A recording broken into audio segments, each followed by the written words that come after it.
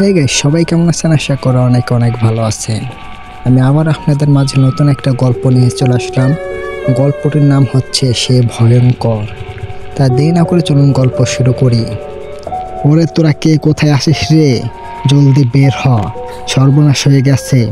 কথাটি বলে চিৎকার করতে করতে ভরা বিয়ের বাড়ির অনুষ্ঠানের মাঝে দৌড়ে এলেন বৃদ্ধ রত্না বেগম। বাড়ির উঠানের মাঝখানে বসে গোলাপ বকতে বকতে চিৎকার করে বলতে লাগলেন, সর্বনাশ হয়ে গেছে গো, সর্বনাশ হয়ে গেছে। আমার রতনের মেয়েটার আবারও কপাল পড়ল।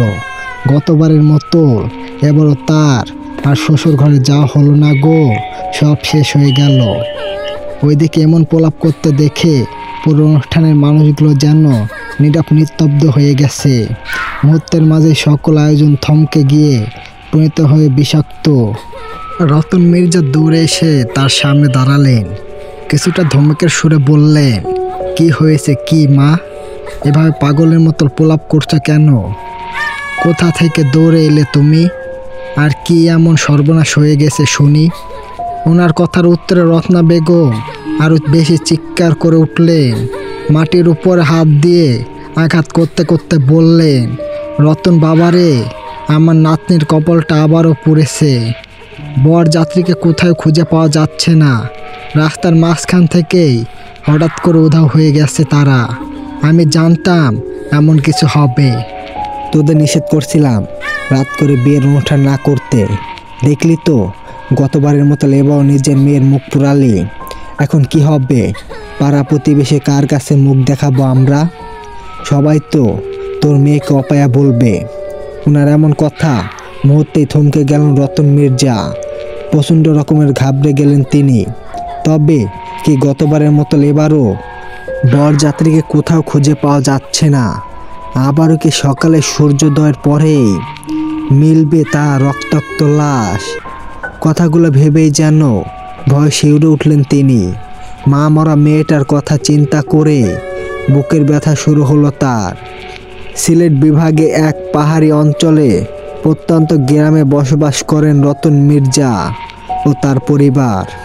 তার একমাত্র মেয়ে চাঁদনি যখন 7 বছর বয়স, তখন তার মা হৃদয় রোগে আক্রান্ত হয়ে মারা যান। তখন থেকে মা মরা মেয়েটাকে অনেক ভালোবেসে আদর করে বড় করেছেন তিনি। মেয়ের মুখের দিকে তাকিয়ে দ্বিতীয় বিয়েটাও করেননি তিনি। পরিবারে তার মেয়ে চাঁদনি এবং মা রত্না বেগম ছাড়া আর কেউ নেই। এলাকায় রতন মির্জা বেশ ভালো নাম ডাক রয়েছে। সবাই বেশ ভালো জানেন তাকে। পরিবারে অনেক সচ্ছল। রতন মির্জা একজন অবসরপ্রাপ্ত সরকারি চাকরিজীবী। এলাকায় সব কিছু বেশ ভালোই চলছিল, কিন্তু হঠাৎ করে কেমন একটা আতঙ্ক চলে এসেছে সবার মাঝে। গত 6 মাস হলো সূর্যাস্তর পর কেউ এলাকার বাইরে বের হলে পরের দিন তার রক্তাক্ত লাশ পাওয়া যায়। কে বা কারা তাদের এভাবে হত্যা করে সেটাও কারো জানা নেই। 6 মাস আগে যখন প্রথম চাঁদনির বিয়ে ঠিক হয় শহরের একটি সুনামধন্য পরিবারে, তখনই ঘটনার প্রথম সূত্রপাত হয়। বিয়ের দিন সব অনুষ্ঠান ভালোভাবে চলছিল। হঠাৎ বরযাত্রী মাঝ রাস্তায় থেকে উধাও হয়ে যায়। সকালে অনেক খোঁজাখুঁজির পরেও তাদের কোথাও খুঁজে পাওয়া যায় না। পরের দিন সকালে 17টা লাশ খুঁজে পাওয়া যায় জঙ্গলের মাঝে। সকলের শরীরে ছিল সাদা ধবধবে, যেন কেউ তাদের রক্ত চুষে নিয়েছে। বরযাত্রীর বাকি যে কয়জন বেঁচে ছিল তাদের কাউকে আর ত্রিসীমানায় দেখা যায়নি। সবাই এতটাই ভয় পেয়েছিল যে এই এলাকায় আর কখনো আসার সাহস করেনি। পরবর্তী রতন মির্জা খোঁজ নিয়ে জানতে পারেন, তারা যখন নিরিবিলি রাস্তা ধরে আসছিল তখনই কয়েকটা অদ্ভুত প্রাণী তাদের সামনে এসে পড়ে আর মুহূর্তের মাঝে তাদের উপর আক্রমণ করে। তাদের ভাষ্যমতে প্রাণীগুলো এতটাই দ্রুত গতিতে ছিল যে ঠিকভাবে তাদের বুঝে উঠতে পারেনি সেইগুলো আসলে কী ছিল। তবে মারাত্মক রকমের ভয় পেয়েছিল তারা। সেই দিনের পর থেকেই এলাকার আতঙ্ক ছড়িয়ে পড়ে আর প্রতিদিনই একটা না একটা দুর্ঘটনা ঘটতে থাকে। কেউ না কেউ শিকার হয় সেই প্রাণীগুলোর। পুলিশ অনেক চেষ্টা করেও তাদের কোনো সন্ধান খুঁজে পায়নি। বরং প্রাণীগুলোর সন্ধান বের করার জন্য রাতে ডিউটি করতে গিয়ে প্রাণীগুলোর হাতে প্রাণ গেছে অনেক পুলিশের। সেই থেকে পুলিশও ভয়ে আর কাজ করছে না। এটা নিয়ে বেশ আতঙ্কই ছড়িয়ে পড়ে পুরো এলাকার মাঝে। এর মাঝে চাঁদনির আবারও বিয়ে ঠিক হয় ঢাকার একটি স্বনামধন্য পরিবারের সাথে। তাদেরকে সব কিছু খুলে বলার পরও তার একরকম জেদ ধরে রাতেই বিয়ের কথা ঠিক করে। আর তার পরিণাম হলো এটা। প্রতিবারের মতো এবার পরের দিন সকালে পুরো 5টা লাশ খুঁজে পাওয়া যায় জঙ্গলের মাঝে। সকলের শরীরে রক্ত শূন্য। দেখে মনে হচ্ছে যেন সূক্ষ্মভাবে কেউ তাদের শরীরে সব রক্ত চুষে নিয়েছে। কিন্তু কারো শরীরে কোনো আঁচড় বা কোনো কিছু দাগ নেই। শুধুমাত্র গলায় 2টা গভীর গর্ত ছাড়া। দেখে মনে হচ্ছে যেন কোনো প্রাণী কামড় দিয়ে রক্ত চুষে নিয়েছে গলা থেকে, ঠিক যেন সাপের কামড়ের দাগের মতো। গতবার চাঁদনির বিয়ে ভেঙে যাওয়ার পরে সবাই কিছুটা চুপচাপ থাকলেও এবার আর কেউ চুপচাপ থাকে না। পুরো এলাকাবাসী কানাঘুষা শুরু করে দেয় যে রতন মির্জার মেয়ে চাঁদনি অপায়া, তার কারণেই এলাকার এত বেশি মৃত্যু ঘটছে। দুইবার বিয়ে ভেঙে গেল তার।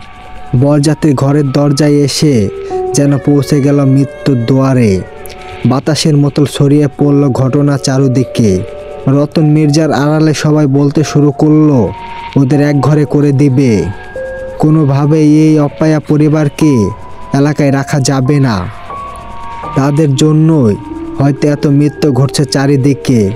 যদিও তাদের কথা কোনো ভিত্তি নেই, বিষয়টা রতন মিয়ার কানে এসে পৌঁছালো।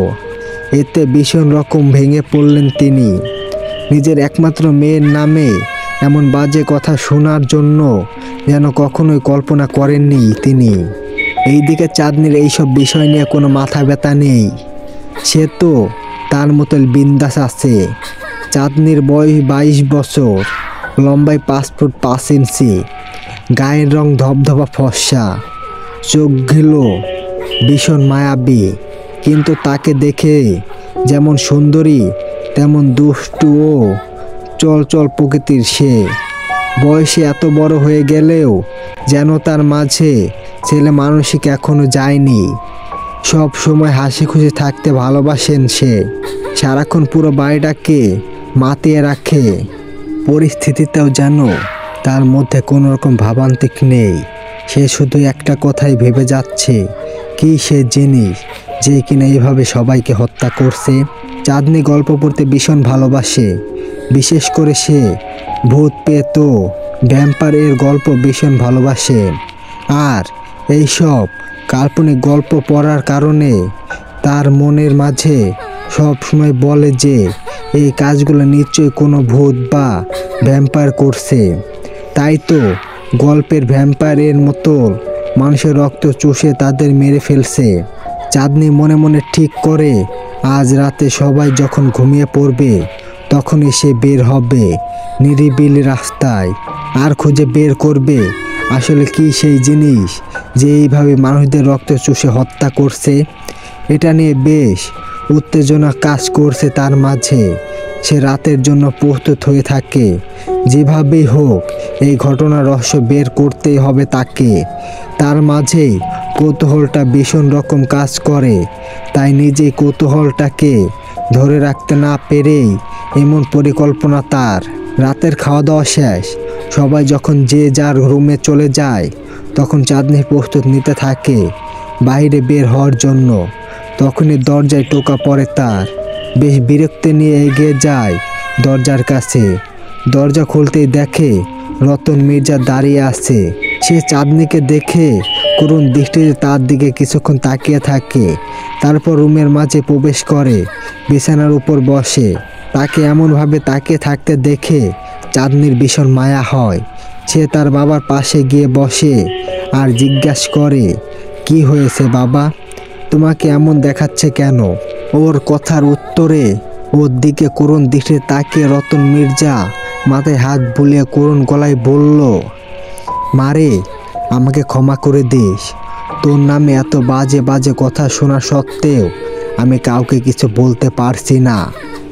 জানি না এলাকার মানুষগুলো হঠাৎ তেমন হয়ে গেল কেন, কিন্তু তুই কারো কথায় কান না দিয়ে কষ্ট পাবি না, বুঝলি? আর কেউ জানুক আর না জানুক, আমি জানি আমার চাঁদনিমা কোনো অপায়া নয়। তার মতো লক্ষ্মী এবং ভালো একটি মেয়ে এলাকায় দুইটি নেই। যে যাই বলুক, কখনো মন খারাপ করবি না। আমি তোর জন্য আর ভালো পাত্র খুঁজে আনবো। তোকে একটি ভালো ছেলের হাতে তুলে দিতে পারলেই আমার শান্তি। ওনার কথার উত্তরে চাঁদনি বিছানা থেকে নিচে এসে ফ্লোরে হাঁটু গেড়ে বসলো। তারপর বাবার হাত দুটা জড়িয়ে ধরে বলতে লাগলো, তুমি এইসব ভেবে কেন কষ্ট পাচ্ছ বাবা? তুমি কি তোমার চাঁদনিকে চেনো না?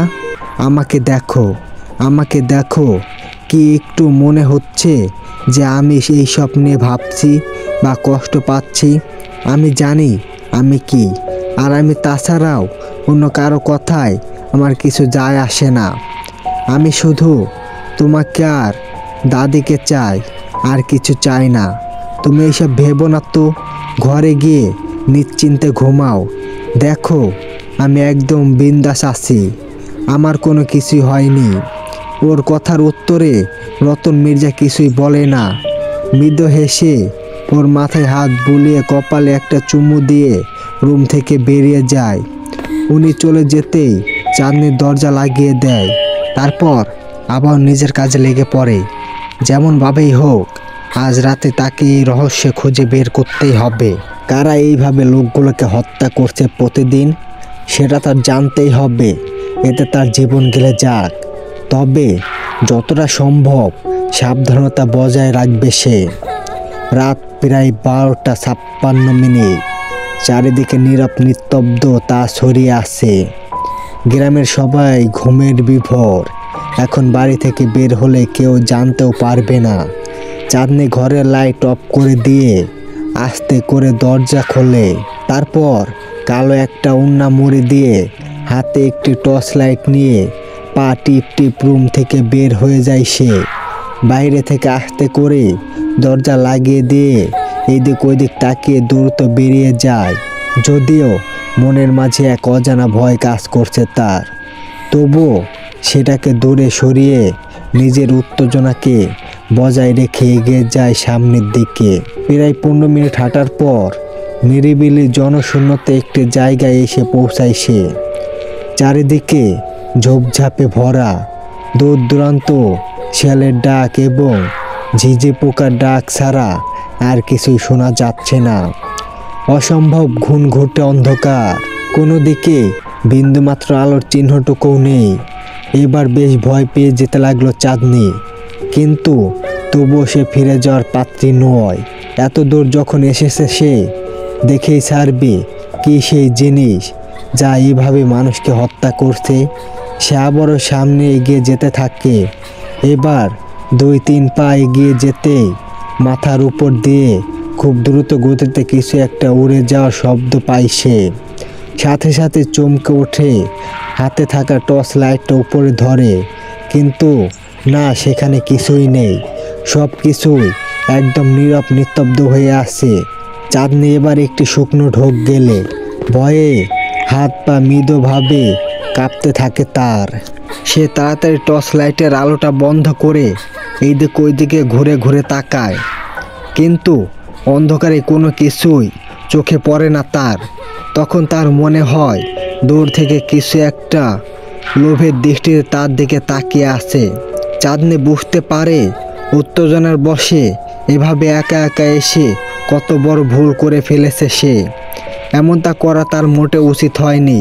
সে এবার এই দিকে ওই দিকে না তাকিয়ে দ্রুত টর্চ লাইটের আলো সামনে ফেলে দৌড়াতে থাকে বাড়ির উদ্দেশ্যে।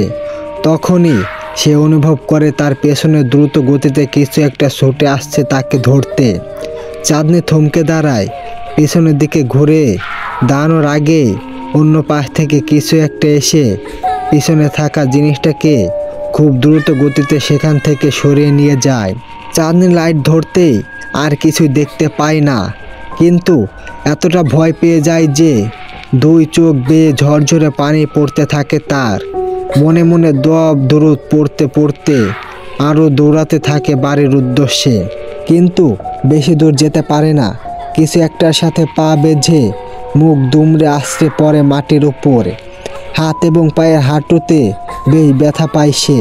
সেই সাথে একটি কুঞ্চির সাথে আটকে গিয়ে তার জামার হাতের কাছে কিছুটা অংশ ছিঁড়ে যায়। চাঁদনি সেদিকে গুরুত্ব না দিয়ে ওড়না ও টর্চ লাইটটা নিচে ফেলে উঠে দাঁড়িয়ে আবারও দৌড়াতে থাকে বাড়ির উদ্দেশ্যে। তখনই তার মনে হয় তাকে চারিদিক থেকে কিছু ঘিরে ধরে রেখেছে, যেন এখানে তার উপরে আক্রমণ করে তার রক্ত চুষে খেয়ে ফেলবে। সে এবার ভয়ে দুই চোখ বন্ধ করে জোরে একটা চিৎকার দেয় বাবা বলে। তখনই সে অনুভব করে তার সামনে কেউ একজন দাঁড়িয়ে আছে। সে চোখ খুলে তাকাতেই দেখে একটি লম্বা আকৃতির মানুষ দাঁড়িয়ে আছে তার দিকে তাকিয়ে। অন্ধকারে তার চেহারা কিছুই দেখা যাচ্ছে না। ঘটনার আঞ্চলিকতায় সে এতটাই ভয় পেয়ে যায় যে জ্ঞান হারিয়ে সেখানে লুটিয়ে পড়ে। চাঁদনিকে অজ্ঞান অবস্থায় পড়ে থাকতে দেখে না চাওয়া সত্ত্বেও তাকে কোলে তুলে নিল সামনে থাকা অবয়টা। কোলে নিয়ে যখনই পেছনের দিকে ঘুরতে যাবে তখনই বুঝতে পারে তার পেছনে অনেকগুলো মানুষ এসে দাঁড়িয়ে আছে। এটা দেখে ভীষণ অস্থিরতা পড়ে গেল অবয়টা। সে চুপচাপ দাঁড়িয়ে রইল, একটু নড়চড়া করল না। অবয়টার গায়ে ছিল হরিওয়ালা জ্যাকেট পরা, হরি দিয়ে মাথা এবং মুখ ঢেকে আছে। চাঁদনিকে কোলে তুলে নিয়ে তাকে দাঁড়িয়ে থাকতে দেখে রতন মির্জা এবং এলাকার বেশ কয়েকজন লোক এগিয়ে আসলো তার কাছে।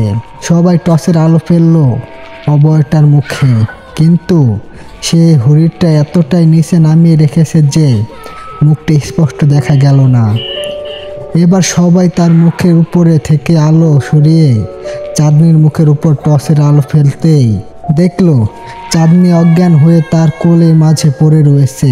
চাঁদনির হাতার কাছের জামাটা অনেকটা ছেঁড়া, গায়ে কোনো ওড়না নেই। তাকে এই অবস্থায় দেখে যা যা বোঝার বুঝে নিল। সবাই ভুল বুঝে এক অপরের সাথে কানাঘুষা করতে লাগলো। রতন মির্জা দেরি না করে দ্রুত নিজের গায়ের শার্টটা খুলে চাঁদনির গায়ে পরিয়ে দিল। তারপর চিৎকার করে রাগী গলায় জিজ্ঞাসা করলো, এই ছেলে, কে তুমি? আর আমার মেয়েকে এই অবস্থায় এখানে নিয়ে কি করছো? কোথায় নিয়ে যাচ্ছ ওকে? ওর কেই হয়েছে? ওনার এমন ধমক খেয়ে ছেলেটা কিছুই বলল না, চুপচাপ দাঁড়িয়ে রইল, যেন ভীষণ রকম ভাবনার মাঝে আছে সে। রতন মির্জা এবার দু পা এগিয়ে গেল তার দিকে, যেন ভীষণ রকম ভাবনার মাঝে আছে সে। রতন মির্জা এবার দু পা এগিয়ে গেল তার দিকে। তারপর ছেলেটির মুখের উপরে হরিটা ফেলে দেওয়ার জন্য উদয় হলো। তখনই ছেলেটা দ্রুত বলে উঠল, দেখুন, আপনারা ভুল ভাবছেন। আমি ওনাকে অজ্ঞান অবস্থায় পড়ে থাকতে দেখে কোলে নিয়েছি, এর বেশি কিছু না। রতন মির্জা থেমে গেল, কিছুটা ঝাঁঝালো গলায় আবারও বলে উঠল, ফাজলামি করো আমাদের সাথে? এত রাতে আমার মেয়ে এখানে কেন আসতে যাবে? আর অজ্ঞানী বা কেন হবে? সত্যি করে বলো, কে তুমি? তোমাকে এর আগে এই এলাকায় দেখেছি বলে তো মনে হয় না। কথাটি বলে রতন মির্জা আবার ছেলেটার হুড়ি সরানোর জন্য হাত এগিয়ে দিল। সাথে সাথে ছেলেটা দু পা পিছিয়ে গিয়ে দাঁড়ালো। তারপর গভীর গলায় বলে উঠল, আমি এখান দিয়ে যাচ্ছিলাম, যাওয়ার পথে দেখলাম এই মেয়েটি জঙ্গলের মাঝে একা একা ঘুরঘুর করছিল। হয়তো কিছু দেখে ভয় পেয়ে দৌড়াতে গিয়ে পড়ে যায় সে। পড়ে গিয়ে জ্ঞান হারিয়ে ফেলে। তাই তাকে সাহায্যের জন্য আমি এখানে এসেছিলাম। বুঝতে পারিনি এটা নিয়ে আপনারা এত সিনক্রেট করবেন। আপনাদের মেয়েকে রাখুন, আমি চলে যাচ্ছি। কথাটি বলে চাঁদনিকে নিচে শুয়ে দিতে চাইলেই পাশে থেকে একটি লোক দ্রুত দিয়ে ছেলেটির কলার চেপে ধরল। তারপর রাগী গলায় বলল, এই ছেলে, কি ভাবো তুমি? হ্যাঁ, যা বলবে তাই আমরা বিশ্বাস করে নেব? আমাদের আর কিছু বোঝার বাকি নেই। নিশ্চয় চাঁদনির সাথে তোমার কোনো সম্পর্ক আছে। আর তোমরা সেই জন্যই দেখা করতে এসেছিলে। কিন্তু চাঁদনির অজ্ঞান হলো কিভাবে, আর ওর এই অবস্থায় বা কেন? সত্যি করে বলো, কি করছো তুমি ওর সাথে? লোকটি কথার উত্তর ছেলেটি কিছু বলল না, তবে তাকে দেখে বোঝাই যাচ্ছে সে ভীষণ রেগে গিয়েছে। তার কলার চেপে ধরার জন্য রাগে জোরে জোরে নিঃশ্বাস নিচ্ছিল, হাতের মুঠো শক্ত করে দাঁড়িয়ে আছে। সে কিছু বলবে তার আগে রতন মির্জা সেখানে এগিয়ে গেল। তারপর লোকটিকে সরিয়ে দিয়ে বলল, আচ্ছা তোমরা থামো, যা কথা বলার বাড়ি গিয়ে বলবে। এত রাতে এখানে দাঁড়িয়ে থাকা মোটেও নিরাপদ নয়। জানো তো এলাকার কি অবস্থা? এই ছেলে, ওকে নিয়ে চলো আমাদের সাথে, তোমার সাথে বাড়ি গিয়ে কথা হবে। এবার ছেলেটি কোনো উত্তর দিল না, চুপচাপ দাঁড়িয়ে রইল। তারপর মনে মনে বেশ কিছুক্ষণ কি একটা চিন্তা করে নিল। কোনো রকম কথা না বলে রতন মির্জার সাথে রওনা হলো তার বাড়ির দিকে। চাঁদনিকে বিছানায় শুয়ে দিয়ে ওর পাশে একটি চেয়ারের উপর বসে আছে ছেলেটি। তাকে ঘিরে ধরে উৎসস্থ দৃষ্টিতে তাকিয়ে আছে সবাই, বিশেষ করে চাঁদনির দাদি, যেন চোখ দিয়ে গিলে খাচ্ছে ছেলেটাকে। যদিও ছেলেটা এখনও নিজের হুডি সরায়নি। বেশ কিছুক্ষণ নীরব হয়ে রইল সবাই। তারপর নীরবতা কাটিয়ে রতন মির্জা গভীর গলায় বলে উঠল, অনেক হয়েছে, আর নয়। এবার সত্যি করে বলো, তোমার পরিচয় কি? কোথায় থেকে এসেছো তুমি? আর এত রাতে এখানে বা কী করছিলে? আমার মেয়ে তোমার কাছে কেন গিয়েছিল? খবরদার কোন মিথ্যা বলার চেষ্টা করবে না, যা বলার সত্যি করে বলবে, নইলে কাল সকালেই পুলিশের হাতে তুলে দেব আমি তোমাকে। ছেলেটা কিছুক্ষণ চুপ করে রইল, কোনো উত্তর দিল না।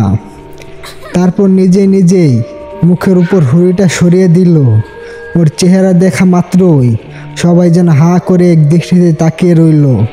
ধবধবে ফর্সা গায়ের রং, অসম্ভব মিষ্টি চেহারার একটি ছেলে বসে আছে সবার সামনে। হাইট 6 ফুটেরও বেশি, চোখ দুটো ভীষণ মায়াবী, চোখের মনে গেল গাঢ় বাদামি রঙের।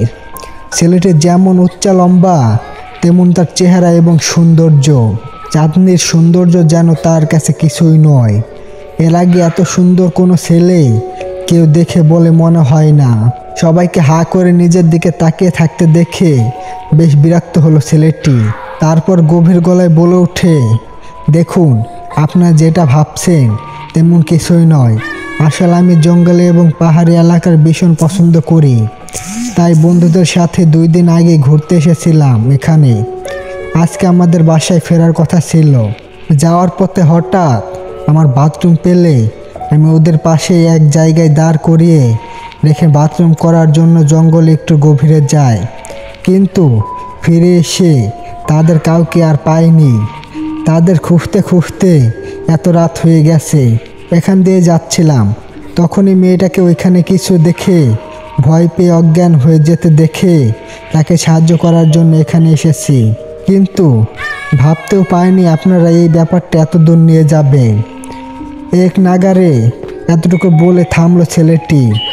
এবার সবাই একটু নরম হলো, কিন্তু রতন মির্জা তখন মনে মনে অনেক কিছুই ভেবে ফেলেছে ছেলেটাকে নিয়ে। তার মনে একটা নতুন আশার আলো দেখা দিল। সে এবার ছেলেটার দিকে 2 পা এগিয়ে গেল, মুখোমুখি বসে আদরের গলায় বলল, তোমার নাম কি বাবা? আর তুমি কোথায় থাকো? তোমার বাবা কি করেন? একসাথে এতগুলো প্রশ্ন করে থামলো রতন মির্জা।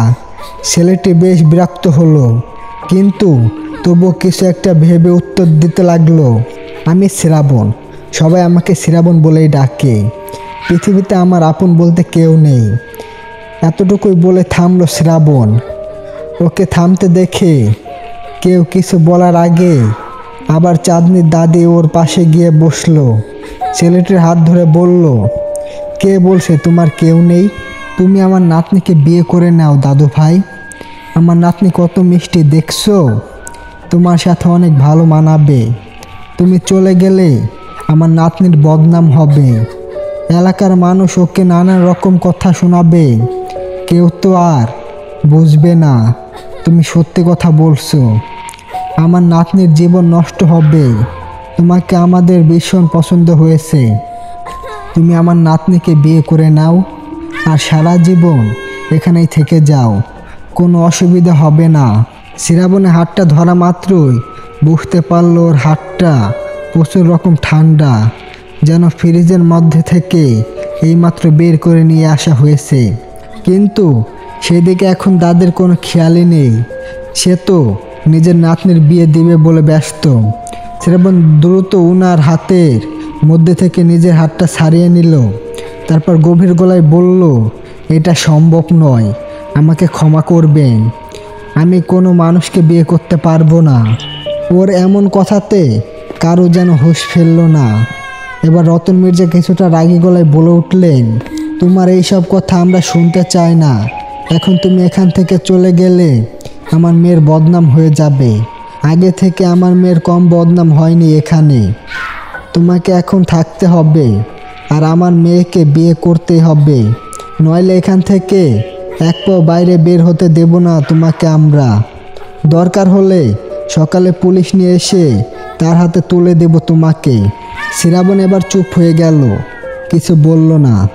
কিছুক্ষণ মাথা নিচু করে রেখে চোখ বন্ধ করে কিছু একটা ভাবলো।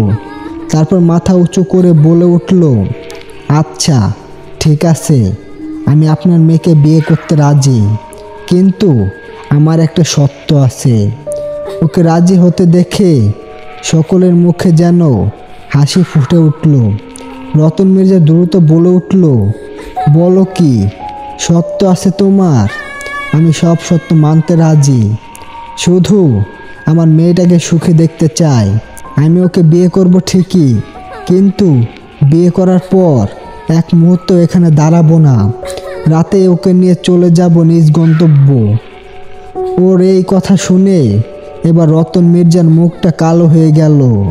সে কি বলবে বুঝে উঠতে পারছে না। তাকে চুপ করে থাকতে দেখে চাঁদনির দাদি এবার তার কানের কাছে মুখ নিয়ে আস্তে করে বলে, রতন, ওর কথা মেনে নে বাবা, নইলে ও চলে গেলে তোর মেয়েটার বদনাম হয়ে যাবে। এই মেয়েকে আর কোথাও বিয়ে দিতে পারবি না। দেখছিস তোর মেয়েটার অবস্থা, আর ছেলেটাকে দেখে মনে হচ্ছে সে কোনো সম্রাট পরিবারের ছেলে। আমাদের চাঁদনিকে সে সুখে রাখবে, আর কিছু ভাবিস না। রতন মির্জা চিন্তায় পড়ে গেল। কি করবেন কিছুই বুঝে উঠতে পারছেন না তিনি। কিছুক্ষণ গভীরে মেতে চুপ করে রইলেন। কি করা যায় তা ভাবতে লাগলেন। তখনই খেয়াল করলেন পেছনে সবাই কানাঘুষা শুরু করেছে, আর সবাই চাঁদনিকে দোষারোপ করছে। তিনি আর কোনো কিছু না ভেবে উত্তর দিলেন, ঠিক আছে, আমি তোমার শর্তে রাজি, কিন্তু তোমাকে কথা দিতে হবে তুমি আমার মেয়েকে কখনোই কষ্ট দিবে না। তাকে সব সময় আগলে রাখবে, সুখে রাখবে। তোমাকে আমি চিনি না, জানি না, এমন অচেনা একটি ছেলের হাতে নিজের মেয়েকে তুলে দিতে একজন বাবা হিসেবে প্রচুর কষ্ট হবে আমার। তবুও তোমার চেহারা দেখে তোমাকে বিশ্বাস করে আমরা মেয়েটাকে তুলে দেব। আশা করি তুমি সেই বিশ্বাসের অমর্যাদা করবে না বাবা। শ্রাবণ কিছু একটা ভেবে বাঁকা হাসলো। তারপর শান্ত গলায় বলে উঠল, আপনার মেয়ের কোনো ক্ষতি হবে না, সে সুখে থাকবে, কথা দিচ্ছি। এখন সময় নষ্ট না করে যত তাড়াতাড়ি সম্ভব বিয়ের ব্যবস্থা করেন। আমি এখানে বেশিক্ষণ থাকতে পারবো না, ওকে নিয়ে রাতেই চলে যাব। রতন মির্জা আর দেরি না করে দ্রুত পাশের বাড়ির থেকে একজন ইমামকে ডেকে এনে বিয়ের ব্যবস্থা করতে লাগলেন। এইদিকে চাঁদনির জ্ঞান ফেরানো হলো। চারিদিকে সবার বিয়ের আয়োজন দেখে সে কিছুই বুঝতে পারল না। শ্রাবণ অন্য রুমে চলে যাওয়ায় তাকে সে এখনো দেখেনি। কি হচ্ছে কিছুই মাথায় ঢুকছে না তার। সবাই তাকে সাজাতে ব্যস্ত। 1 ঘন্টা সময়ের মাঝে সব কিছু কমপ্লিট হয়ে গেল। রাতে দুজনে বিয়ে পড়ানো হলো। চাঁদনি না চাওয়া সত্ত্বেও বিয়ে করতে বাধ্য হলো, যদিও সে জানে না কার সাথে বিয়ে হলো তার। আর হঠাৎ করে কি থেকে কি হয়ে গেল সে কোনো কিছুই বলার সুযোগটাও পেল না। কেউ তাকে কিছু জিজ্ঞাসা করল না। বিয়ে পড়ানো শেষ। যখন দুজনকে একসাথে করা হলো, তখন শ্রাবণের দিকে ফিরে তাকালো চাঁদনি। নিজের স্বামীকে দেখে যেন এক নজরে প্রেমে পড়ে গেল তা। এত সুন্দর কোনো ছেলেকে যেন সে এর আগে কখনোই দেখেনি। বেশরমের মতো এক নজর তাকিয়ে রইল তার দিকে। শ্রাবণ এবার তার দিকে তাকিয়ে চোখ সরিয়ে নিল। তারপর বলে উঠল, মধ্যরাত পার হয়ে যাচ্ছে, আমি আর দেরি করতে পারবো না। এখন আমাদের বিদায় দিন, ওকে নিয়ে চলে যেতে চাই। না জামাই বাবা, এমনটা বলো না। এত রাতে আমি কোনোভাবেই তোমাদের যেতে দিতে পারি না। আর এছাড়াও এই এলাকার খবর তুমি জানো না। এখানে সন্ধ্যার পর কেউ বাইরে গেলে তাকে আর জীবিত পাওয়া যায় না। পরের দিন তার লাশ খুঁজে পাওয়া যায়। তোমরা বের হলে যদি তোমাদের তেমন কিছু হয়, তুমি বরং কাল সকালে চলে যেও। কথাটা বলে থামলেন রতন মির্জা। এবার শ্রাবণ কিছুটা রাগী গলায় বলে উঠল, দেখুন, আমি আপনাদের আগেই বলেছি আমি রাতে চলে যাব, আর চিন্তা করবেন না। ও বা আমার কিছুই হবে না। এভাবে বলার পরেও সবাই জোর করতে লাগলো শ্রাবণকে। এবার ওর মুখটা যেন রাগে লাল হয়ে গেল। সে সকলের দিকে এক দৃষ্টিতে তাকিয়ে রাগে গলায় বলল, ওকে আপনারা রাখুন, আমি চলে যাচ্ছি। এখানে সকাল অবধি থাকা পসিবল নয় আমার। কথাটি বলে বাইরে যাওয়ার জন্য উদ্দেশ্যই রওনা হলো শ্রাবণ। সাথে সাথে চাঁদনি গিয়ে তার সামনে দাঁড়ালো। তারপর বলল, দাঁড়ান, কোথায় যাচ্ছেন আপনি? আমি আপনার সাথে যাব। জানি না আপনি কে আর কি থেকে কি হয়ে গেল, সে বিষয়টাও আমার আর কিছু জানা নেই। কিন্তু যেহেতু আপনার সাথে আমার বিয়ে হয়ে গেছে, সেই জন্য আমি আর এখানে থাকতে চাই না। বাবা, দাদি, তোমরা আমাকে বিদায় দাও, আমি ওনার সাথে চলে যাব। বেঁচে থাকলে আবার দেখা হবে ইনশাআল্লাহ। এবার চাঁদনির কথায় সবাই চুপ মেরে গেল। বেশ কিছুক্ষণ একে অপরের সাথে কথা বলায় কিছুটা মিটমাট হলো। তারপর চাঁদনির হাত ধরে নিয়ে বাইরে বের হয়ে গেল শ্রাবণ। রতন মির্জা পিছু পিছু যেতে চাইলে তাকে বাধা দিয়ে শ্রাবণ বলল, আপনারা কেউ জঙ্গলে আসবেন না, সবাই ঘরে গিয়ে দরজা লাগিয়ে দিন। এই জায়গাটা ভালো নয়। তবে আমাদের জন্য চিন্তা করবেন না, আমাদের কিছুই হবে না। আমি বাসায় পৌঁছে আপনাদের খবর দিয়ে দেব। কথাটা বলে চাঁদনির হাত ধরে দ্রুত পায়ে অন্ধকারের মাঝে মিলিয়ে গেল শ্রাবণ। সব কিছুই এত দ্রুত হয়ে গেল যে কোনো আর কিছু বোঝার উপায় থাকলো না। সবাই যেন মন্ত্রমুগ্ধের মতো সব কিছুতেই রাজি হতে বাধ্য হলো। চাঁদনিকে নিয়ে অন্ধকারে কিছুটা দূরে শ্রাবণ আশেপাশে তাকিয়ে ওর মাথায় হাত রাখল। চাঁদনি কিছু বুঝে ওঠার আগেই ঘুমের ঢলে পড়ল শ্রাবণের ওপর। ও আর দেরি না করে তাকে কোলে তুলে নিয়ে হাওয়ার বেগে কোথায় একটা ছুটে চলল। ঘুম ভাঙতে নিজেকে একটু অন্ধকার রুমের বিছানার উপর আবিষ্কার করে চাঁদনি। সে কিছুক্ষণ চুপচাপ শুয়ে থাকে, এইদিক ওইদিকে তাকিয়ে বোঝার চেষ্টা করে সে ঠিক কোথায় আছে। তখন ওই রাতের কথা মনে পড়ে যায় তার। মনে পড়ে তার বিয়ে হয়ে গেছে একজন অচেনা ছেলের সাথে। হঠাৎ করে বিয়ে হয়ে গেছে তার। কথাগুলো মনে পড়তে ধরফরিয়ে উঠে বসে চাঁদনি। চারিদিকে তাকিয়ে ঘুটঘুটে অন্ধকার দেখতে পেয়ে ভীষণ ভয় পেয়ে যায় সে। বুকের মাঝে অজানা ভয় বাসা বাঁধে তার। সে শুকনো ঢোক গেলে তারপর কাঁদো কাঁদো গলায় এই দিক ওই দিক তাকাতে তাকাতে চিৎকার করে বলে, শুনছেন? কেউ আছেন এখানে? প্লিজ কেউ থাকলে কথা বলুন, আমার ভীষণ ভয় করছে। আমি এখানে কিভাবে এলাম? এটা কোন জায়গা? তখনই রুমের মাঝে আলো জ্বলে ওঠে। চারিদিকে হঠাৎ করে আলো জ্বলে ওঠায় দ্রুত চোখ বন্ধ করে নেয় চাঁদনি। তারপর টিপ টিপ করে ধীরে ধীরে চারিদিকে তাকায় সে। তাকিয়ে যেন ভীষণ রকম অবাক হয়ে যায়। বিশাল বড় একটি রুমের মাঝে পালঙ্কের উপর শুয়ে আছে সে। রুমটা দেখে মনে হচ্ছে যেন কোনো রাজার রুম। অসম্ভব সুন্দর করে সাজানো গোছানো এবং পরিপাটি। প্রতিটা জিনিসেই লেগে আছে অভিজাতক ছোঁয়া। চারিদিকে একবার ভালো করে দেখে নেয় সে। তারপরেই তার চোখ পড়ে দরজার কাছে দাঁড়িয়ে থাকা ছেলেটার দিকে, যে কিনা দুই হাত পকেটে গুজে দেওয়ালের সাথে হেলান দিয়ে তার দিকে তাকিয়ে আছে। চাঁদনি লজ্জা পেয়ে দ্রুত নিজের চোখ সরিয়ে নেয়। কিছুক্ষণ এইদিকে ওইদিকে তাকিয়ে নিজের দিকে লক্ষ্য করে দেখে তার গলায় ওড়না নেই, এলোমেলোভাবে বিছানায় শুয়ে আছে সে। ব্যাপারটা খেয়াল হতে দ্রুত ওইদিকে তাকিয়ে পাশে পড়ে থাকা ওড়নাটা নিজের গায়ে জড়িয়ে নেয়। তারপর আমতা আমতা করে বলে, আমি এটা কোথায়, এটা কোন জায়গা, আমি তো কিছুই বুঝতে পারছি না। ওর কথার উত্তরে ছেলেটি এবার পকেটের মধ্য থেকে হাত বের করে ধীর পায়ে হেঁটে হেঁটে ওর পাশে এসে দাঁড়ায়। পা থেকে মাথা পর্যন্ত ভালো করে তৃপ্ত নজরে দেখে নেয় ওকে। চাঁদনি এবার মাথা উঁচু করে ছেলেটার দিকে তাকিয়ে নতুন করে প্রেমে পড়ে যায়। গতকাল রাতে যেমন দেখেছিল তার চাইতেও যেন আরও বেশি সুন্দর লাগছে দেখতে এখন তাকে।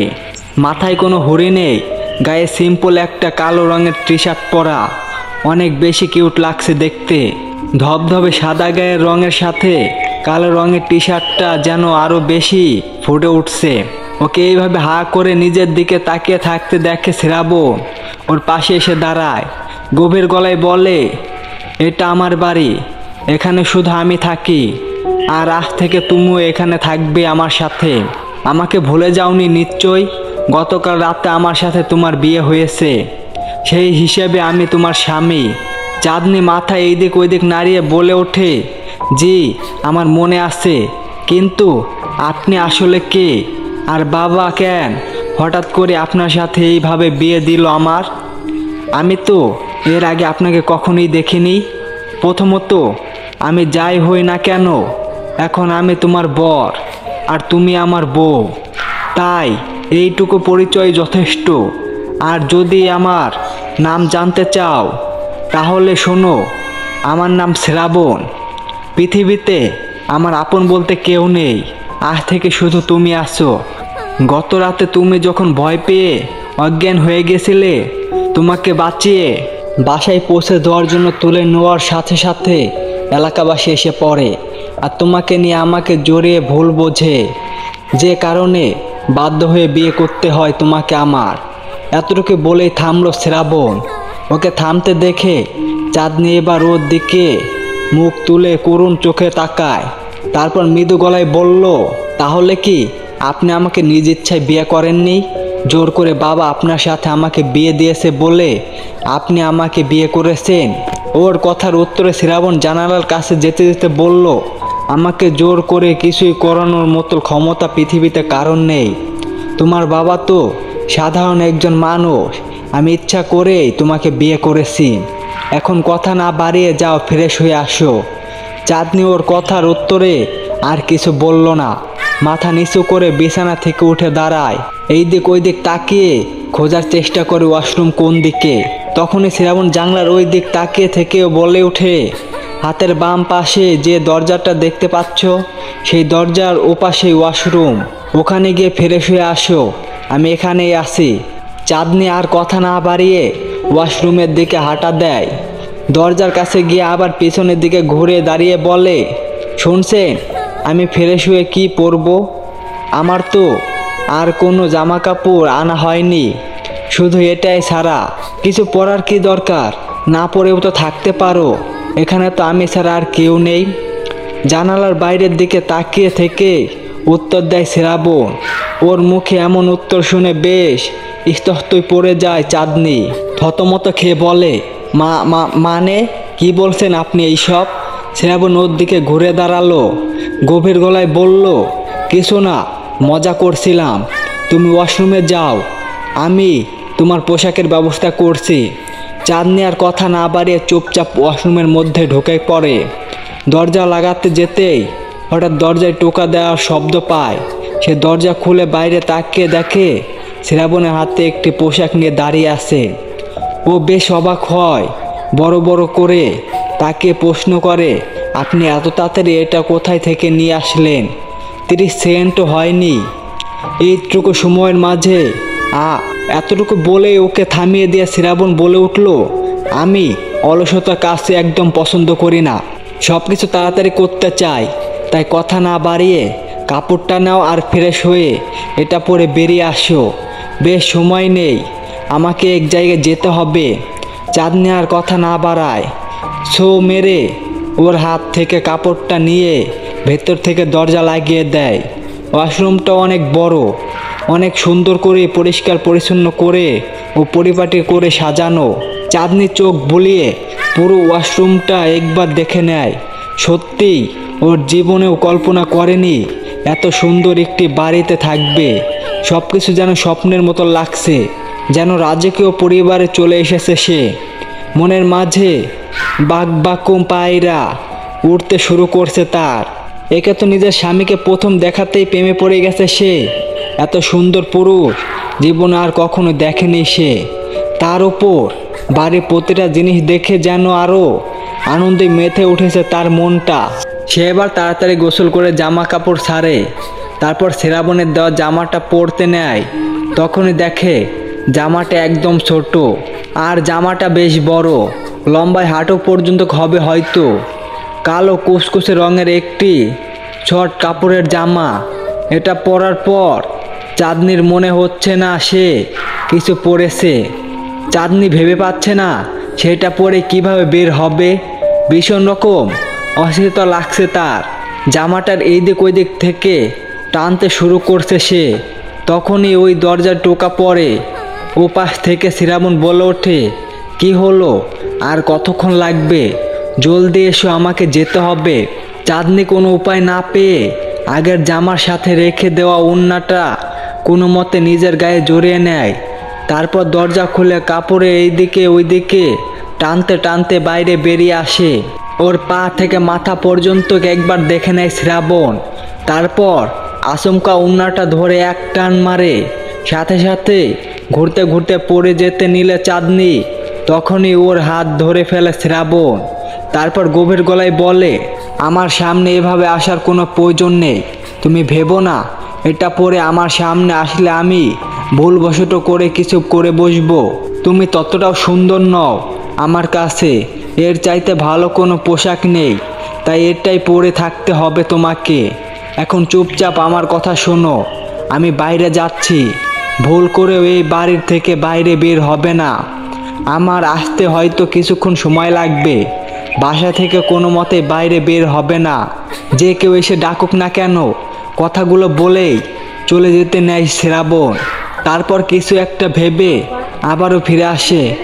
পকেট থেকে একটা কিছু বের করে সেটা চাঁদনির হাত ধরে ওর হাতে বেঁধে দিতে দিতে বলে, এটা তোমার হাতে সবসময় বেঁধে রাখবে। 1 মিনিটের জন্য এটা খুলবে না। ধরে নাও তোমার বরের দেওয়া প্রথম গিফট এটা। চাঁদনি ভুরু কুঁচকে হাতের দিকে তাকায়, দেখে সেখানে একটি পলকে বেঁধে দেওয়া। পলকটা দেখে ঠিক বোঝা যাচ্ছে না এটা কিসের পলক, তবে পলকটা একদম কালো কুচকুচে রঙের, যেন শাইন করেছে সেটা। চাঁদনি কিছু বলবে তার আগেই ওর কিছু বলার সুযোগ না দিয়ে বাসা থেকে দ্রুত বেরিয়ে যায় শ্রাবণ। চোখের পলকে যেন উধাও হয়ে যায় সে। এতে চাঁদনি ভীষণ অবাক হয়, সাথে রাগও হয় প্রচুর। সে কিভাবে বলল চাঁদনি ততটাও সুন্দর নয়? নিজের রূপের বড্ড বেশি অহংকার লোকটার। এতই যখন অহংকার, তাহলে ওকে বিয়ে করতে বলছিল কে? কথাগুলো ভেবেই মনে মনে ভীষণ অভিমান হয়ে যায় তার। কিন্তু সে অভিমানকে দূরে রেখে খাবার খুঁজতে থাকে। সে বুঝতে পারে তার ভীষণ ক্ষুধা লেগেছে। এইদিকে শ্রাবণ চলে গেছে, কি খাবে কিছুই বুঝতে পারছে না। তাই ধীর পায়ে নিজের রুম থেকে বের হয়। দেখে বাইরে বিশাল বড় আর একটি রুম। সেখানে একটি বিশাল ডাইনিং টেবিল রাখা। সেই টেবিলের উপর অনেকগুলো বাসনের মাঝে শুধু নানা রকম ফল রাখা, তাছাড়া অন্য আর কোনো খাবার নেই। প্রচণ্ড খিদা লেগেছে চাঁদনির, কিন্তু ডাইনিং টেবিলের উপর শুধুমাত্র ফল ছাড়া অন্য কিছু না পেয়ে বেশ বিরক্ত হলো সে। খালি পেটে ফল খেলে তার বমি বমি লাগে, কিন্তু এখন ফল ছাড়া এখানে অন্য কিছুই নেই যে সেটা খেয়ে নিজের ক্ষুধা নিবারণ করবে। তাই বাধ্য হয়ে একটি কলা খেয়ে নিল সে। তারপর একটি আপেল হাতে নিয়ে চলে গেল জানালার কাছে। সে বুঝতে পারছে না সকাল হওয়া সত্ত্বেও বাইরে সব কিছু অন্ধকার অন্ধকার লাগছে কেন। তাই জানালার কাছে গিয়ে এইদিকে ওইদিকে তাকিয়ে দেখতে লাগলো ব্যাপারটা। ভালোভাবে খেয়াল হতেই সে দেখলো দিন হলো বাড়ির চারপাশে বিশাল বড় বড় বট গাছ লাগানো, যার কারণে বাইরে এমনভাবে ঢেকে আছে যে মনে হচ্ছে এখন সন্ধ্যা। চাঁদনি আবারও বেশ বিরক্ত হলো, এটা আবার কেমন বাড়ি, চারিপাশে এত বড় বড় বট গাছ কেন লাগাতে বলেছে? কেমন একটা গা ছমছমে পরিবেশ, দূর দূরান্ত অবধি শুধু গাছ ছাড়া আর কিছু দেখা যাচ্ছে না। সে ভাবলো সে হয়তো বাড়ির পিছন দিকে দেখছে, তাই এই পাশ থেকে সরে বাড়ির অন্য পাশের জানালা খুলে দিল, কিন্তু সেখানেও একই অবস্থা, গাছপালা ছাড়া অন্য কিছুই দেখা যাচ্ছে না। দিনের বেলায়ও মনে হচ্ছে যেন অন্ধকার হয়ে আছে চারপাশটা। হঠাৎ চাঁদনি খেয়াল করলো গাছের ডালের সাথে বেশ কয়েকটা বাদুড় ঝুলে আছে। বাদুড়গুলোকে দেখে সে বেশ অবাক হলো। হাতে থাকা আপেলটাকে একটা কামড় দিয়ে তীব্র নজরে তাকালো বাদুড়গুলোর দিকে। বাদুড়গুলো স্বাভাবিকের তুলনায় অনেক বড়। চোখ বন্ধ করে চুপচাপ গাছের ডালে ঝুলে আছে তারা। মুখের দুপাশে দুটো চকচকে সরু দাঁত বেরিয়ে আছে, বেশ ভয়ঙ্কর লাগছে দেখতে। এমন বাদুড় সে এর আগে কখনো দেখেনি। কিছুটা ভয় পেয়ে জানালার কাছ থেকে সরে এলো সে। বেশ ভয় লাগছে তার, একে তো অচেনা জায়গা, তার উপরে এমন গা ছমছমে পরিবেশ। একা একা এত বিশাল একটা বাড়িতে থাকতে যে কারোরই ভয় লাগার কথা। চাঁদনি আপেলটা খেতে খেতে পুরো বাড়িটা ঘুরে দেখার সিদ্ধান্ত নিল। সে আপেলে এক কামড় করে দিচ্ছে আর হেঁটে হেঁটে এইদিকে ওইদিকে যাচ্ছে এবং চারিদিকে সুরক্ষা নজরে তাকিয়ে আছে।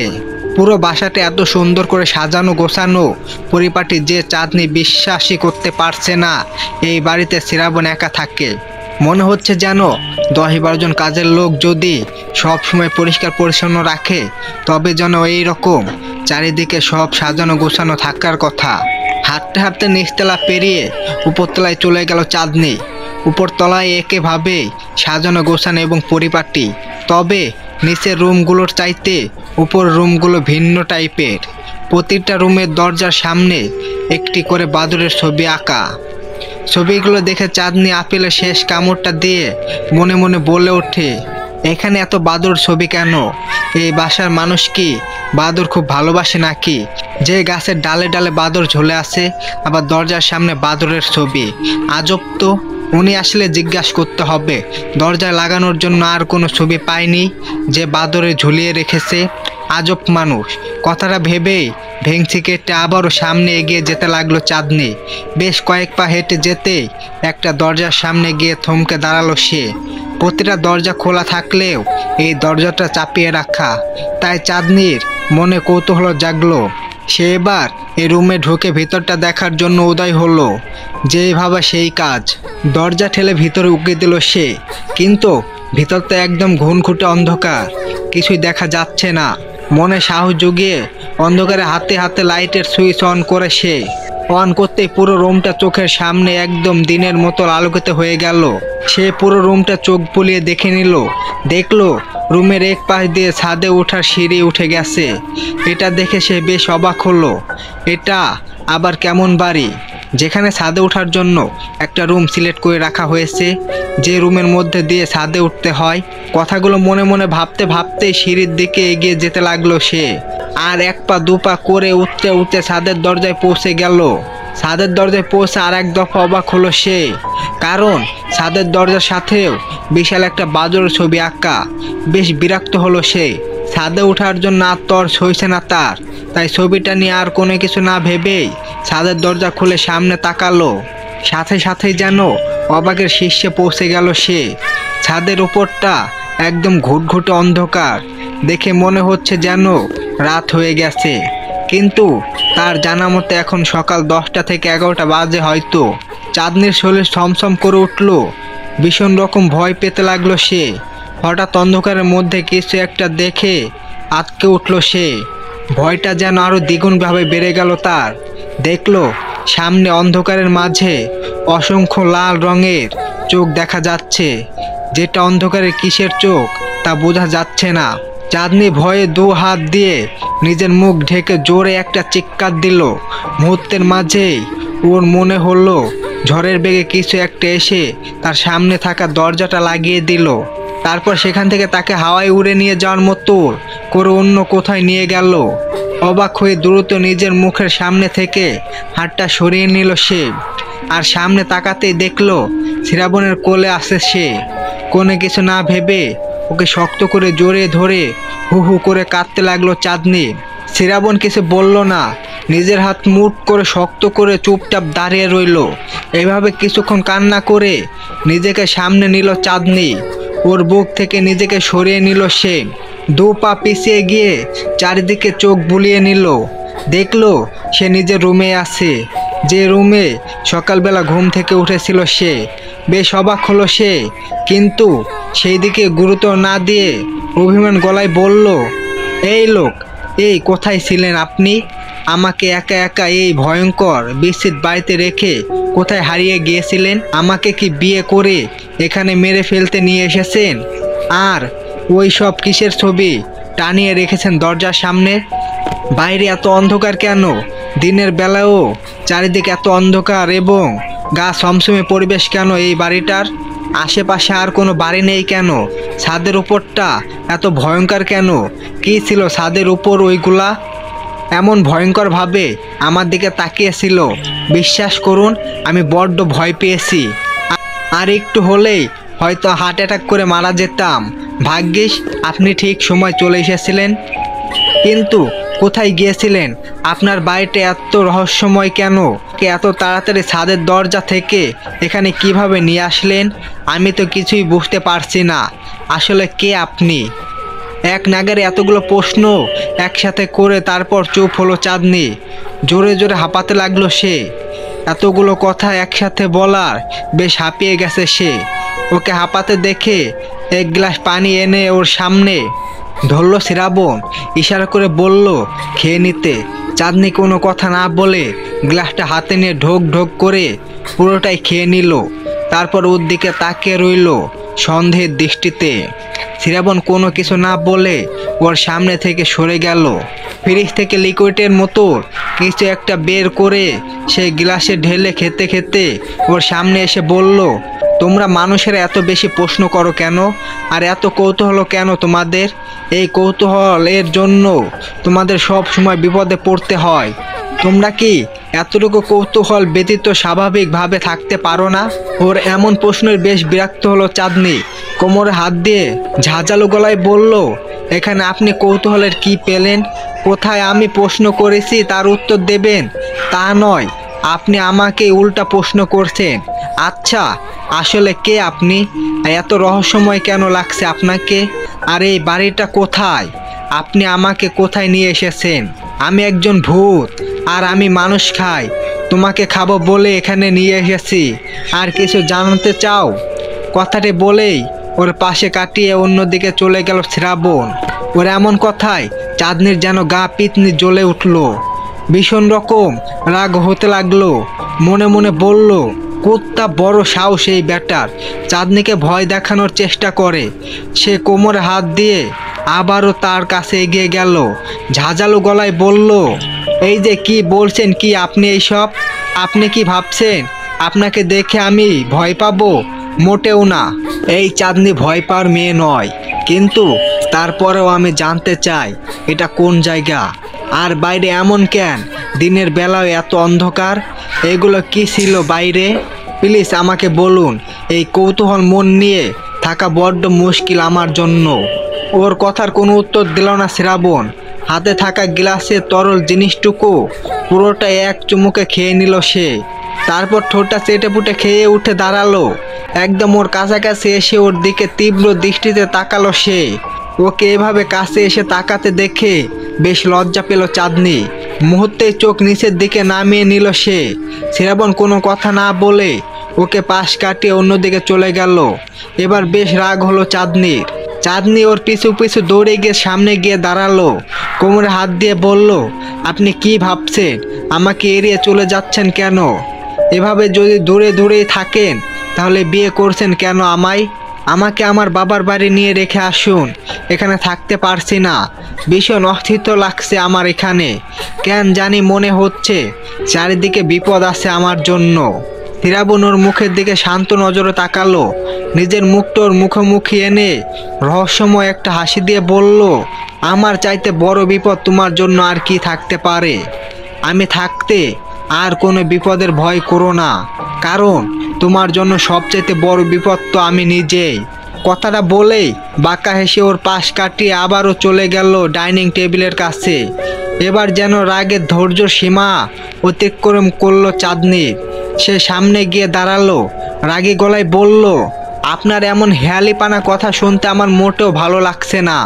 আমার কেন জানি কোনো কিছুই ভালো লাগছে না, সব কিছুই অসহ্য লাগছে। প্লিজ আমাকে এখান থেকে নিয়ে চলুন, আমি এখানে আর থাকতে চাই না, বাবার কাছে রেখে আসুন।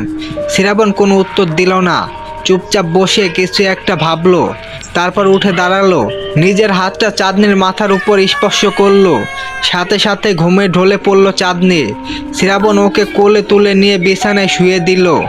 রহস্যময় হাসি দিয়ে মনে মনে বলল, তোমাকে ফিরিয়ে দেওয়ার জন্য তো আসেনি চাঁদ পাখি, তোমাকে দিয়ে যে অনেক বড় কাজ করাবো আমি।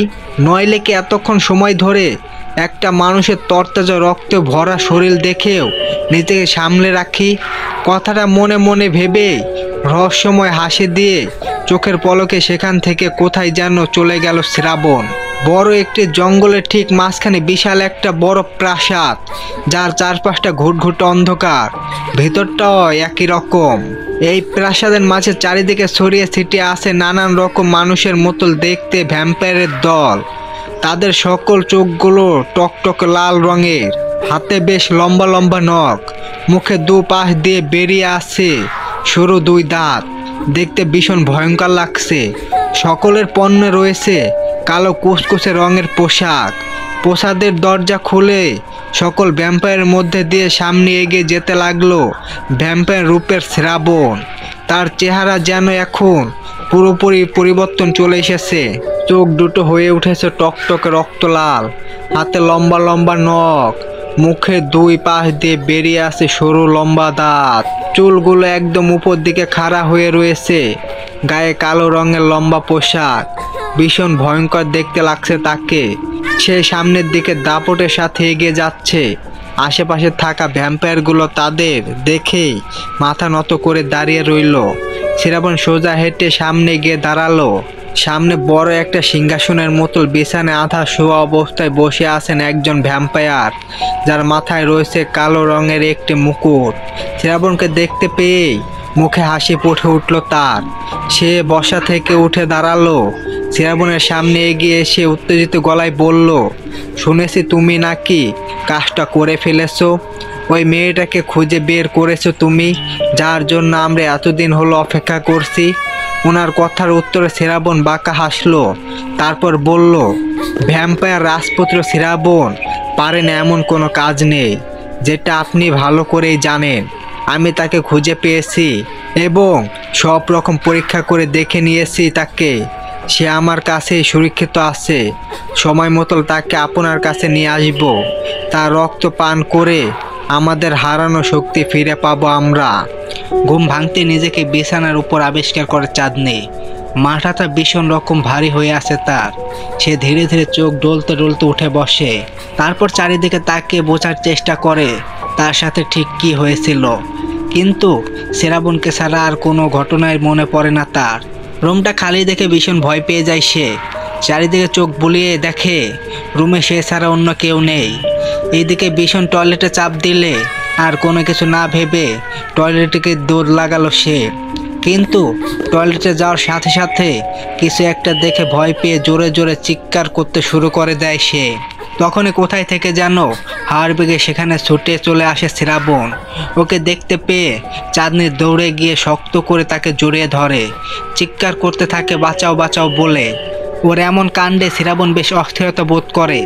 চাঁদনি তাকে এতটাই আষ্টে পিষ্টে জড়িয়ে ধরে যে চাঁদনির শরীরের ঘ্রাণ একদম তীব্রভাবে পাচ্ছে শ্রাবণ, যার কারণে তার ভেতরে ভ্যাম্পায়ারটা জেগে উঠেছে। ইচ্ছা করছে এখনই চাঁদনির গলা নিচে সরু দুই দাঁত বসিয়ে পুরো শরীর রক্ত চুষে খেতে, কিন্তু সেটা এখন করা যাবে না। সঠিক সময়ের অপেক্ষা করতে হবে। তাই নিজেকে যতটা সম্ভব সামলে নিয়ে চাঁদনিকে জোরে ধাক্কা দিয়ে নিজের থেকে সরিয়ে দেয় শ্রাবণ।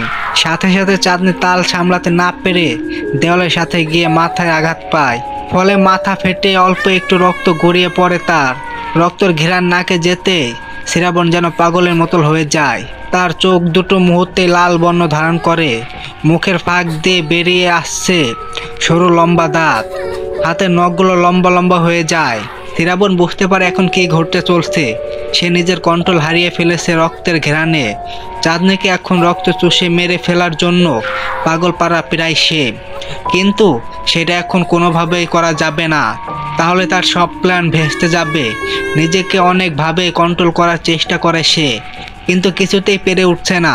হিংস্রভাবে এগিয়ে যেতে চায় চাঁদনির দিকে। তখনই দেখে চাঁদনির ছোট বাচ্চাদের মতো হাওমাও করে কান্না করছে, মাথায় হাত দিয়ে চেপে ধরে আছে সে। মুহূর্তে শ্রাবণের কি হয় সে বুঝতে পারে না। তার ভ্যাম্পায়ার রূপটা গায়েব হয়ে গিয়ে মানুষের মতো স্বাভাবিক রূপে ফিরে আসে সে। চাঁদনির নিষ্পাপ কান্না জড়িত মুখটা যেন ভীষণ রকম আবেগে ভরিয়ে দিয়েছে তাকে। এক মুহূর্তের জন্য শ্রাবণ ভুলে যায় সে একজন ভ্যাম্পায়ার। ভাবতে থাকে এতটা নিষ্পাপ চেহারাও কারো হতে পারে। তখনই চাঁদনির কান্না করতে করতে অভিমানী কণ্ঠে বলে ওঠে, আপনি খুব পচা, খুব খারাপ, আপনি আমাকে একটু ভালোবাসেন না। শুনেছি বিয়ের পর স্বামী তার বউকে অনেক আদর করে, অনেক ভালোবাসে, কিন্তু আপনি আমাকে এখানে নিয়ে আসার পর থেকে শুধু কষ্টই দিচ্ছেন আর আঘাত করছেন। আমি আপনার কাছে থাকতে চাই না, আমাকে আমার বাবার কাছে ফিরিয়ে দিয়ে আসুন। সেই কালকে থেকে এখন অবধি শুধু একটা আপেল আর কলা ছাড়া কিছুই খাওয়া হয়নি। অনেক ক্ষুধা লেগেছে তার উপর, আপনি আমাকে এভাবে মারতে পারলেন। কথাগুলো বলে আবারও বাচ্চাদের মতো ঠোঁট ফুলিয়ে ফুপিয়ে ফুপিয়ে কান্না করতে লাগলো চাঁদনি। শ্রাবণের এবার বড্ড মায়া হলো। সে মনে মনে ভাবলো, সত্যিই তো ওকে নিয়ে আসার পর থেকে ফল ছাড়া আর কোনো কিছুই খেতে দেওয়া হয়নি। মেয়েটা হয়তো বড্ড বেশি ক্ষুধা পেয়েছে, কিন্তু এখানে তো ফল ছাড়া আর কিছুই নেই। ওর কিছু জামা কাপড়ের দরকার। কথাগুলো ভেবে একটি দীর্ঘ নিঃশ্বাস ছাড়ল শ্রাবণ। তারপর ওর কাছে এগিয়ে এসে ওর দু বাহু ধরে ওকে দাঁড় করালো, হাত ধরে নিয়ে গিয়ে খাটে বসিয়ে বলল, তুমি এখানেই থাকো, আমি তোমার জন্য খাবারের ব্যবস্থা করে আসছি। খবরদার এখান থেকে উঠবে না আর কোথাও যাবে না। কথাটি বলেই রুম থেকে বাইরে বেরিয়ে গেল শ্রাবণ। তারপর হাওয়ার বেগে কোথায় একটা ছুটে চলে গেল সে। ওকে এইভাবে চলে যেতে দেখে বড্ড রাগ হলো চাঁদনির। সে মনে মনে বলল, নিজে মেরে মাথা ফাটিয়ে রক্ত বের করে দিয়েছে, অথচ মাথা রক্তটা মুছে না দিয়ে সে বাহানা করে চলে গেল। আমাকে এ কার সাথে বিয়ে দিয়েছে বাবা? আমার এখানে মোটেও ভালো লাগছে না, দম বন্ধ হয়ে আসছে এখানে থাকতে। কথাগুলো ভেবে দু চোখের পানি মুছে নিল। তারপর ওয়াশরুমে চলে গেল। ভয়ে ভয়ে ওয়াশরুমে প্রবেশ করলো সে। সেখানে এবার আর কোনো তেলাপোকা দেখতে পেল না। কিছুক্ষণ আগে যখন এসেছিল তখন তেলাপোকা দেখতে পেয়ে চিৎকার করেছিল সে। ওয়াশরুম থেকে নিজের উন্নাটা হাতে করে নিয়ে বাইরে এলো সে। তারপর উন্নার এক সাইডে কামড় দিয়ে কিছুটা অংশ ছিঁড়ে নিল। ডাইনিং টেবিলের সামনে এসে আয়নায় দেখে দেখে নিজের কপালে উন্না দিয়ে নিজে ব্যান্ডেজ করে নিল। বড্ড বেশি রাগ এবং অভিমানে মনটা পুড়ে যাচ্ছে তার। এই মুহূর্তে শ্রাবণকে সামনে পেলে সে হয়তো এলোপাতারি কিল ঘুষে দিতে থাকতো। চুপচাপ গিয়ে বিছানার উপর শুয়ে রইল সে। আজকে আর শ্রাবণের সাথে কথাই বলবে না। তখনই কোথায় থেকে যেন শ্রাবণ এসে হাজির হলো সেখানে। ওকে ডেকে বলল, দেখো তোমার জন্য কি এনেছি, এগুলো খেয়ে নাও, তোমার ক্ষুধা মিটে যাবে। ওর কথার উত্তরে এক নজর পেছন দিকে ঘুরে ওর হাতের দিকে তাকালো চাঁদনি। দেখলো ওর হাতে একটি বিরিয়ানির প্যাকেট। তারপর আবার অন্যদিকে ঘুরে চুপচাপ শুয়ে রইল। ওর এমন আচরণে ভীষণ বিরক্ত হলো শ্রাবণ। তবুও নিজেকে সামলে নিয়ে কর্কর গলায় ডেকে বলল, কি হলো, আমি কি বলছি শুনতে পাও না? চুপচাপ উঠে খেয়ে নাও। একটু আগেই না ক্ষুধা লেগেছে বলে বাচ্চাদের মতো চিৎকার করছিলে, এখন সব ক্ষুধা কোথায় গেল? কথাগুলো বলে হাতে থাকা বিরিয়ানির প্যাকেটটা পাশের টেবিলের উপর রেখে দিল শ্রাবণ। কিন্তু এর মাঝে চাঁদনির কোনো রকম রেসপন্স পাওয়া গেল না। এবার বড্ড বেশি রাগ হলো শ্রাবণের। সে ধমকের সুরে বলে উঠল, এই মেয়ে কি হলো, কথা বলছো না কেন? তোমরা মানুষেরা এত বিরক্তিকর হও কেন বলো তো? আমি কতবার করে ডাকছি, কানে শুনতে পাও না নাকি? কথাগুলো বলা শেষ হতেই আচমকা চাঁদনি লাফ দিয়ে উঠে দাঁড়ালো। শ্রাবণের একদম মুখোমুখি দাঁড়িয়ে হাতের আঙুল দিয়ে ইশারা করে চিৎকার করতে করতে বলতে লাগলো, কি ভেবেছেন কি আপনি? আমি আপনার হুকুমের গোলাম? আপনি যখন যেটা বলবেন আমাকে সেটাই মানতে হবে। কে আপনি? আপনি কোথায় থেকে উড়ে এসে জুড়ে বসেছেন আমার জীবনে? আবার আমার উপরে চোট দেখাবেন, আবার অত্যাচারও করবেন, আর আমি সেটা চুপচাপ মেনে নেব? আপনি জানেন পুরো এলাকার মাঝে সবচেয়ে সুন্দরী এবং ঝগড়াটিয়া মেয়ে ছিলাম আমি। আমার বান্ধবীরা আমাকে যেমন সুন্দর বলে ডাকতো তেমন ঝগড়াটিয়াও বলতো। আপনার সাথে বিয়ে হয়েছে থেকে এখন পর্যন্ত আপনার সাথে একটু ঝগড়া করিনি। আপনি গতকাল থেকে আমাকে না খেয়ে রেখে দিয়েছেন, একটু আগে ধাক্কা দিয়ে মাথা ফাটিয়েছেন, আবার এখন এসে ধমকাচ্ছেন কোন সাহসে? আপনি কি ভেবেছেন আমি এইসব চুপচাপ মেনে নেব? কখনোই না। এক নাগারে এতটুকুই বলে জোরে জোরে হাঁপাতে লাগলো চাঁদনি। ওর কথাগুলো শুনে যেন বেকুবের মতো ঢ্যাপ ঢ্যাপ করে ওর দিকে তাকিয়ে আসে শ্রাবণ। পেছাতে পেছাতে একদম দেওয়ালের সাথে আটকে গেছে সে। চাঁদনি এগোতে এগোতে একদম তার মুখোমুখি গিয়ে দাঁড়িয়েছে। ওকে এইভাবে তাকিয়ে থাকতে দেখে চাঁদনি আবারও ছোট্ট বাচ্চাদের মতো অভিমান গলায় বলে উঠল, কোথায় ভেবেছিলাম বিয়ের আগে কোনো প্রেম করি নাই, তাই বিয়ের পর স্বামীর সাথে চুটিয়ে প্রেম করব, সারাক্ষণ তার কাছে এটা ওটা বায়না করব, আর সে ভালোবেসে আমার সব বায়না মেটাবে, কত আদর করবে, কত ভালোবাসবে। কিন্তু এমন একটি আনরোমান্টিক রাম ছাগলের সাথে বিয়ে হবে তা কে জানতো? আপনার সাথে বিয়ে হয়ে আমার জীবনটা তেজপাতা হয়ে গেছে। আপনি এত আনরোমান্টিক কেন? আপনার মতো আনরোমান্টিক পৃথিবীতে দুইজন বলে আছে মনে হয় না। নইলে এত সুন্দর একটা বউ সামনে থাকা সত্ত্বেও কেউ ভালো না বেশ সাধন না করে এভাবে ধমকায়? কথাগুলো এক নাগারে বলে শ্রাবণের কাছ থেকে সরে এসে বিছানার উপর ধপ করে বসে পড়ে বাচ্চাদের মতো কান্না করতে লাগলো চাঁদনি। ওর কথা শুনে এবং কাণ্ড দেখে যেন মাথায় বাজ পড়ল শ্রাবণের। সে হা করে ওর দিকে তাকিয়ে থেকে বোঝার চেষ্টা করলো ও এতক্ষণ এইসব কি বলল আবোল তাবোল। শ্রাবণের এই মুহূর্তে কি করা উচিত সে কিছুই বুঝতে পারছে না। বারবার মনে হচ্ছে সে কোনো জালে বন্দী হয়ে যাচ্ছে, যে জাল থেকে তার বেরোনোর মুশকিল। কান্না করতে করতে আর চোখে শ্রাবণের দিকে আবারও ফিরে তাকালো চাঁদনি। দেখলো সে আগের মতোই চুপচাপ দাঁড়িয়ে হা করে তার দিকে তাকিয়ে আছে। এবার যেন রাগটা মাথায় উঠে গেল তার। আবারও হুড়মুড়িয়ে উঠে দৌড়ে গেল শ্রাবণের সামনে। ওর কলার ধরে ঝাঁকিয়ে বলল, এই যে কি ভাবছেন কি আপনি? বউকে কান্না করতে দেখলে আদর করে কান্না থামাতে হয় সেটাও কি জানেন না? এতক্ষণ ধরে আপনাকে এত কথা শুনে লাভ কি হলো? আপনি সত্যিই এক নম্বর আনরোমান্টিক। আপনাকে দিয়ে কোনো কিছু হবে না। আপনি আমাকে বাবার কাছে রেখে আসুন। আপনার আনা কিছু খাবো না, আপনার কাছে থাকবও না। এই মুহূর্তের আগে আমার ইচ্ছা করছে আপনার গলা টিপে মেরে ফেলতে। যদি ভ্যাম্পায়ার হতাম এখন আপনার গলা কামড় দিয়ে সব রক্ত চুষে খেয়ে মেরে ফেলতাম। এমন আনরোমান্টিক জন্মও দেখিনি। আমার স্বামীকে নিয়ে সব স্বপ্ন মাটিতে মিশে গেল আপনাকে বিয়ে করে। ভ্যাম্পায়ার রাজ্যের সবচেয়ে রাগী বদমেজাজি ও শক্তিশালী ভ্যাম্পায়ার হলো শ্রাবণ। তার উপর চোখ তুলে কথা বলার মতো সাহস কেউ পায় না। অল্পতেই ভীষণ রেগে যায় সে। আর তাকে কিনা একটি সাধারণ মানুষ এইভাবে কলার ধরে ঝাঁকিয়ে ধমকে ধমকে কথা বলছে, সেটা যেন কল্পনাও করা যায় না। অথচ শ্রাবণ মাঝে এক বিন্দু মাত্র প্রভাব পড়ছে না। সে তো শুধু হা করে তাকে মুগ্ধভাবে চাঁদনিকে দেখছে। সে জানেই না সে কেন এভাবে রয়েছে। তার বারে বারে মনে হচ্ছে সে মায়ায় পড়ে যাচ্ছে। কিন্তু কোনো ভ্যাম্পায়ারের মনে তো ভালোবাসার সৃষ্টি হয় না, কারো প্রতি মায়াও সৃষ্টি হয় না। ভ্যাম্পায়ারের তো পাথরের মন, তাদের মনে ভালোবাসা সৃষ্টি হওয়া ইম্পসিবল। তাই এটা কি হচ্ছে শ্রাবণের সাথে? হঠাৎ এই কথাগুলো মনে হতেই অবাক হয়ে গেল সে। নিজেকে চাঁদনি থেকে সরিয়ে দ্রুত হাওয়ার বেগে কোথায় একটা চলে গেল। তার যাওয়ার আগে চাঁদনির উপরে জাদু করে তাকে সম্মত করে গেল। চলবে, অতিরিক্ত ব্যস্ত সময়ের অভাবে গল্প পড়তে পারি না এবং দিতে পারছি না, তাই আপনারা কিছু মনে করবেন না। আর গল্পটির কিছু যদি ভুল ত্রুটি হয়ে থাকে ক্ষমার দৃষ্টিতে দেখবেন। ধন্যবাদ। পরবর্তী পার্ট কিন্তু খুব শীঘ্রই চলে আসবে।